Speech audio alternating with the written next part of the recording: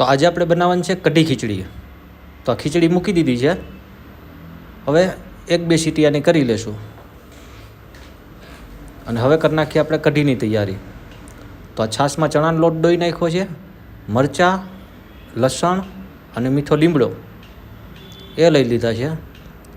તો આ તેલ ગરમ થઈ જાય ને એની રાહ જોઉં છું. તેલ ગરમ થઈ જાય એટલે એમાં નાખી દઈએ રાઈ, જીરું અને હિંગ. એના પછી મરચાં, લસણ અને મીઠો લીમડો.